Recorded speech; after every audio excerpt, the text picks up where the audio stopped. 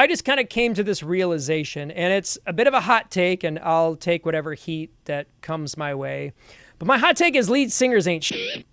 Lead singers ain't shit. This is, I'm going to need you to dig into this. The idea of being a lead singer is that your job is to internalize the music that is being played by the other musicians and then externalize it through your voice. That is your job. On top of the, entertaining magnetism, charisma part, what you do doesn't necessarily require a lot of introspection or active listening. Your job is basically to just hear what's coming in and push what's coming out. Okay. In contrast, if you are let's say the accompanist, if this is two people, who is playing the main instrument, playing guitar and singing background vocals, you are doing much more work than the person who's just sitting next to you singing the melody. Okay. And I think that in a band scenario or in a duo scenario or what have you, it is much easier to get away with having a ho-hum vocalist or a less experienced lead singer than it is for the other person.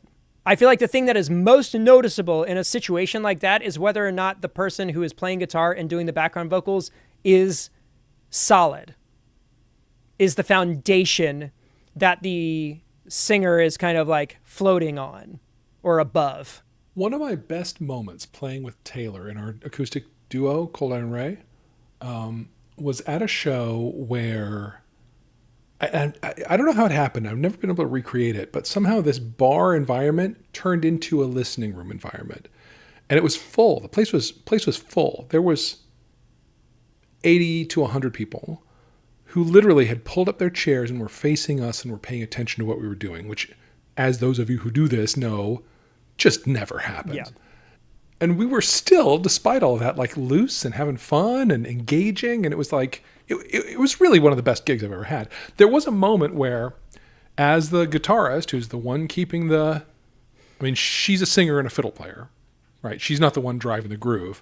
There was some moment where my hands just fell apart, and I lost. I fell out of what it was, and I said in mic what happened to me? And the room just erupted. It was hilarious, and it taught me in that moment, first of all, something about owning your mistakes and having that be okay and having yourself be a human, but also about somehow I hadn't until that moment understood how critical that rhythm I'm producing, the beat of the song on guitar was absolutely the heart of what we were doing. So I completely get where you're headed with this. I think there's some truth to it, but I think I have some nuance I want to add in just a sec here. Okay. That's pretty much it. The reason why I came to that conclusion is that in my professional life, I was that person for the majority of my career. The lead singer? No. I was a person who was... A side person. Yes. I was a side man who did backing vocals. Yeah. And I always felt like I was doing a lot more work compared to what I do now. And I think it's the unique perspective of being in both positions, kind of seeing it for what it is.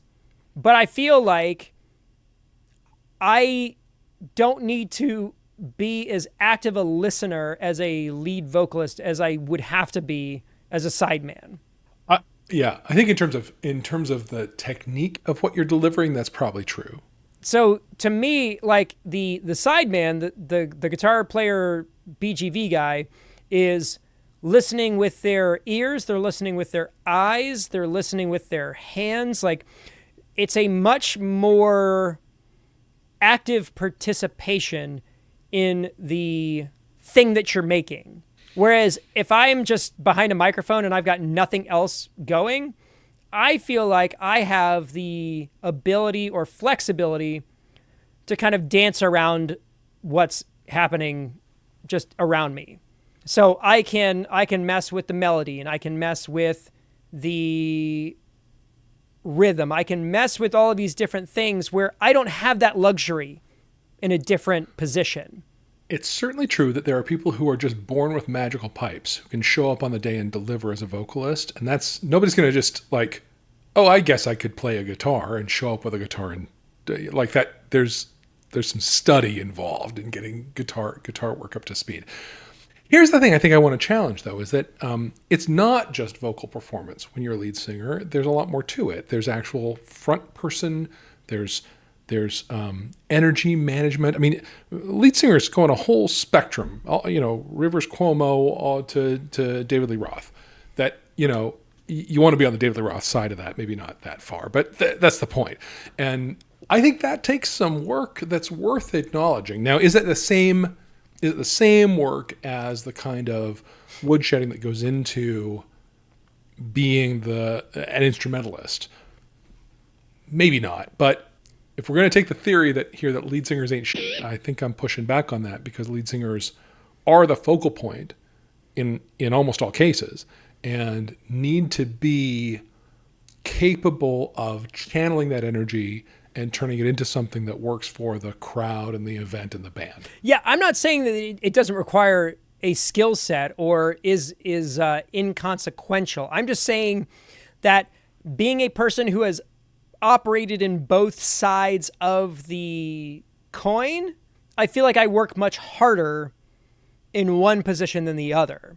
All right, if our test here is hard work, for sure, as an instrumentalist, getting your part clean and known and ready to perform is way harder than singing a song I've heard on the radio since I was 3. Yeah, because you're chasing. That's your job. Your job is to anticipate what the vocalist is going to do, how they're going to deliver something. So if they don't sing a particular part in the chorus at the cadence that you are aware of, it is contingent upon you to anticipate and follow whatever it is they're going. Yes. And I don't necessarily feel like the other person has to deal with that kind of consideration. Like, I'm almost certain they don't. Well, now you're in like a lead versus follow. Yeah. Sort of conversation. Sure. Right? I don't know if we've talked about this, but back in the 90s and early 2000s, when there was a whole swing dance renaissance. Oh, yeah. I was part of that. I went to swing dance events. Oh, so did I. I did a ton of swing dancing. And one of the things about leading versus following is that they're both challenging in different ways, right? Yeah, but that's also, it's an active participation. True, yes. And it does require you to internalize certain things in order to do it properly. Yes. Amber cannot swing dance because she cannot follow. Huh. It's a very big sticking point because she wants to, but she can't, she doesn't pick up the cues. It's just not in her nature. And it is one of the few things that we're gonna have to agree to disagree on this. We just can't. It doesn't work because I did like a semester's worth of dance classes for swing and like merengue and all of these different like couple style dances, and it requires it's a physical shorthand that the other person has to be able to tune into. That's right. You gotta understand I'm pressing against you with a certain amount of pressure, and that means certain things. Yes. Yeah, or absolutely. I'm throwing my elbow, and that's a way to tell you that we are going to disconnect from this particular grapple. I'm tossing you out a certain way, and that means you need to step in a certain way and then catch me. I'll be there when you're done with this move I'm sending you on.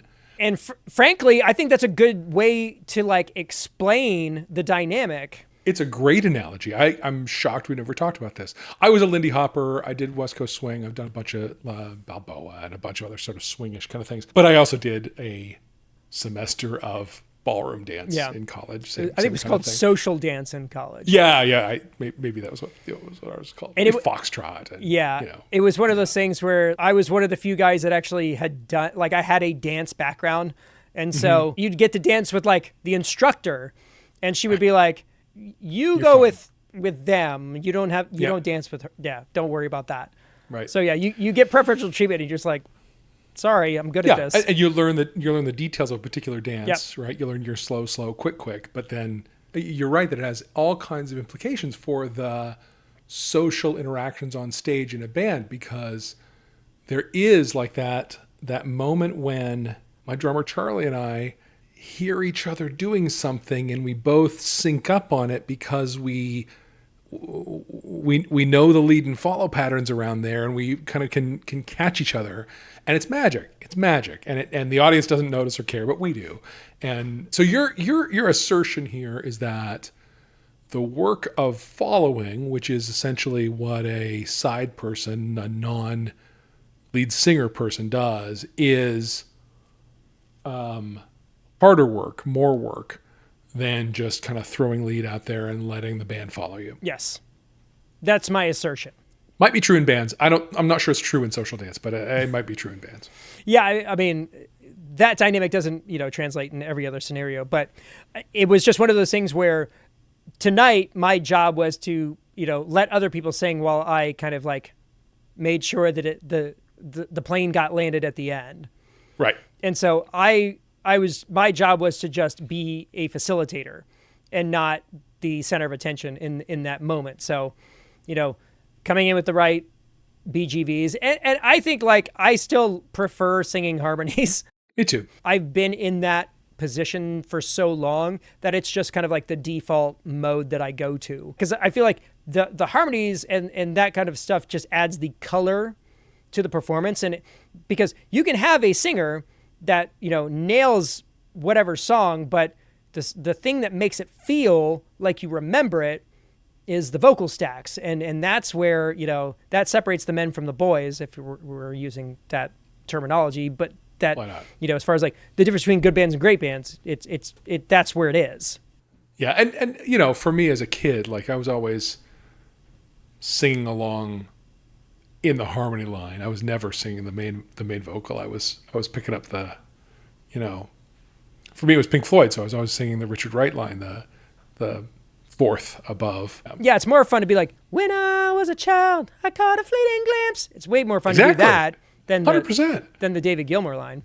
Yeah, totally. Well, and so what you're hearing in this episode is two performing arts nerds going, I'm good at being in a rock band because I was a theater nerd who did choir and learned how to sing the baritone parts. And crucially, social dance. Yes. I was in show choir in high school. It was that or band. And what can I say? The girls were cuter in show choir. So always. There are worse things to be than a straight guy in a dance company. I did the first chair clarinet in band, so I was first chair, third trumpet in middle school, and kind of realized that was like probably my lot in life. And I was like, maybe not. Maybe this isn't for me. Yeah, I was first chair trumpet, and I was dating the first chair clarinet. Whew. So that was a good time. Hot and heavy. Yeah. So yeah, the amount of singing counter melodies in chorus growing up made me very well equipped for that job. It also, like in the studio though, it was something that I also was able to kind of like develop a skill set for, which is vocal production, because when you're writing songs and you've got, these vocal lines that are being kind of like, these melodies are being generated on the spot. Well, once they're laid down, you've got to figure out, well, where are you going? Are you doing the fifth above? Are you doing like a third? Like, what does the stack feel like? And how are you going to be able to like replicate that? And that's always been something that I really enjoy doing as far as like the creative process is building the stacks and that kind of thing. Figuring out where you can add really nice harmony moments or tension and dissonance and like all of those different things. Yeah, I mean, it was something my family always did as a kid. On long car trips, we would sing 4-part harmonies together. That was just kind of where my brain got set around those things. So basically, your life was like that scene in Step Brothers. Yeah, where everybody's singing "Sweet Child of Mine." Yes. Well, "Sweet Child of Mine" usually, but yes, fair, that kind of thing. That's my 2 cents. If you think that I'm full of it, let us know. Coverbandconfidential@gmail.com. I'm willing to hear you out, but I'm not willing to change my opinion in case. Listen, all I have to work with is the 20 plus years that I've been playing professionally, and the amount of conversations I've had with people over the years about this particular kind of work. And listen, being a lead vocalist is not something, it's not an enviable position straight up. I would much rather be the BGV guitar guy than the lead vocal guy in most scenarios, because the guitar player background guy in every other scenario is doing less work. So I think the exchange here, and I think this is really, I'm trying to land the plane. I hear it. For a lead vocalist, the majority of your work is happening the day of, up until the performance happens. And during, I would say. It's the mentality of like going out there and delivering, and it's taking care of your voice and like doing all of the things you've got to do in order to prepare to do that thing. Whereas the guitar player, more than likely, he's walking up dry, hasn't given it a thought. He's eaten whatever he's wanted to eat before the gig. He's drank whatever he's wanted to drink. Last few months, he's been shedding and working and brutal. It's been over, and he's ready. He's good. He's good to go. Yeah. Like, he just needs to stay out of his own head, and he's good to go. Yeah. So for that hour or so on stage, he's locked in and focused. Yeah. But the singer's been doing it all day because they've got to maintain. There is something to be said about like your body being your primary instrument, and being a full-time touring vocalist is a pain in the butt. And I would never go back to it. It's a lot of work, and it's got very little to do with the time that you spend on stage, frankly. Right. Whereas with the sideman deal, it's the exact opposite. You can kind of do whatever you want, and then you show up on stage, and then it's time to work. Well, but you've done the work over the last 12 weeks. Sure. But yeah, that's the thing. But yeah, you're not necessarily going like, should I drink this whatever beverage? Right. Yeah, very little impact. We hit the stage in like 3 hours. Is it okay if I have this iced tea or whatever? Yeah, the catering tray has cheese on it. Should I eat the cheese or should I avoid the cheese? Yeah. Yeah, we don't have to worry about that kind of stuff. Right. Quite as much.